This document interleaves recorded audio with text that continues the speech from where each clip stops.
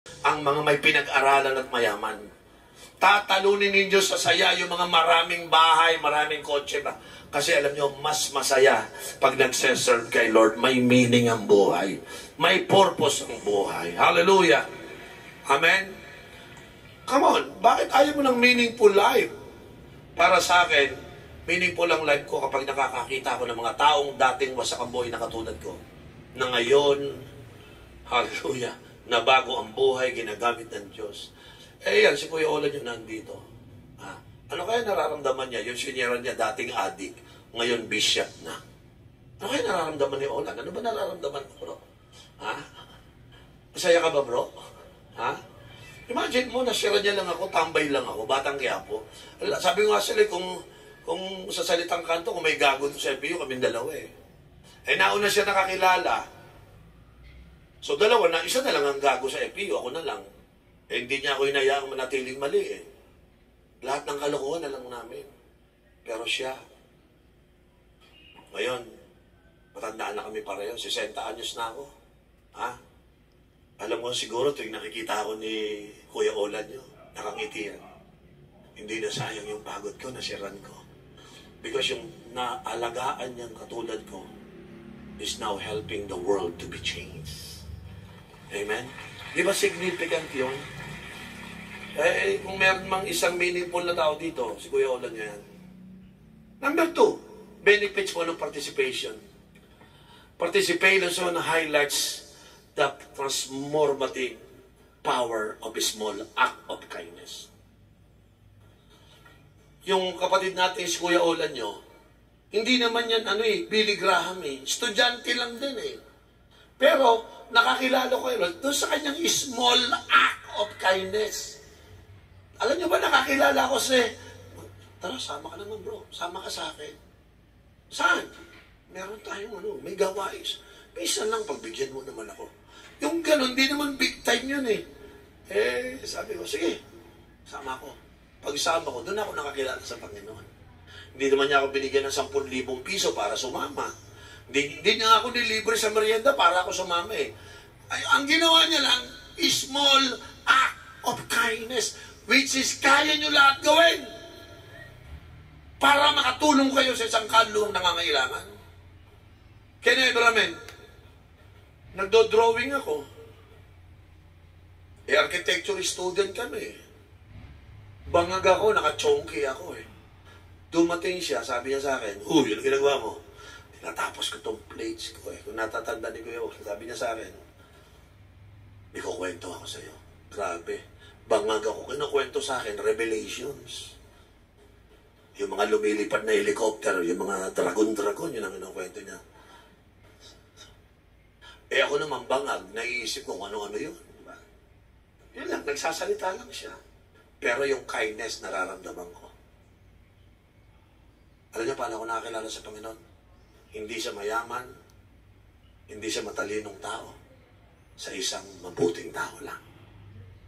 Lahat kayo, Christian na kayo, mabuting tao na kayo. One day, makikita niyo yung siniran mo. Sabi ko, wala pong pinakamasaya dito. Yung tao na yun eh, si Olan. Alam ko siya, pinakamasaya dito. Dahil yung ginawa niyang maliit na act of kindness, naging meaningful, transformative power po yun. You just never knew yung gagawin mong tulong sa isang tao.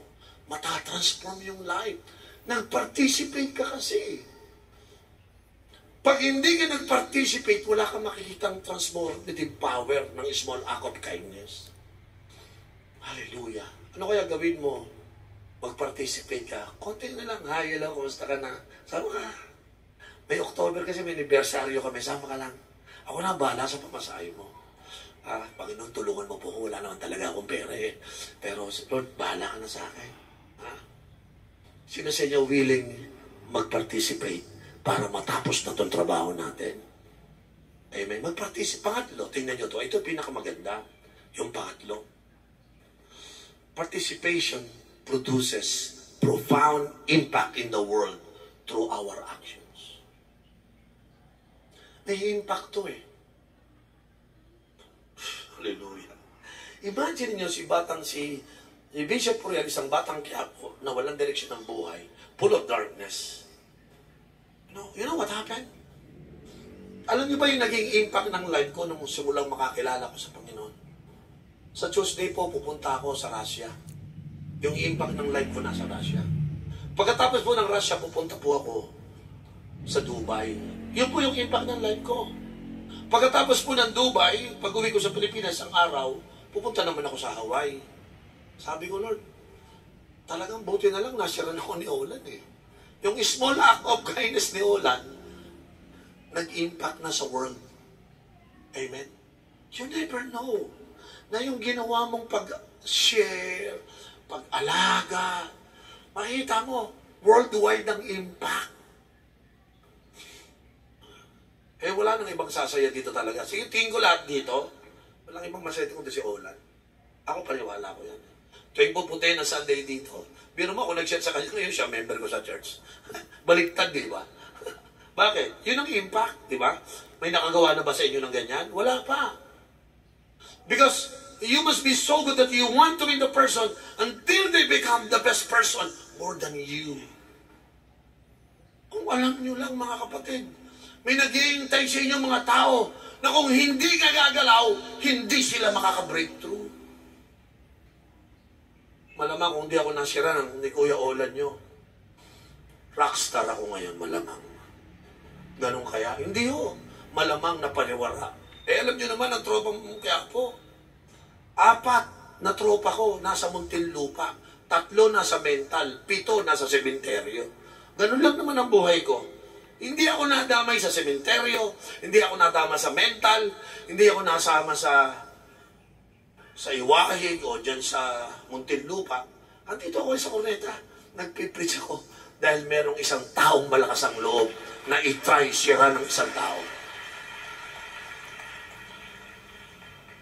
Hindi ka nandito kung walang nagtsagat na nalangin sa'yo.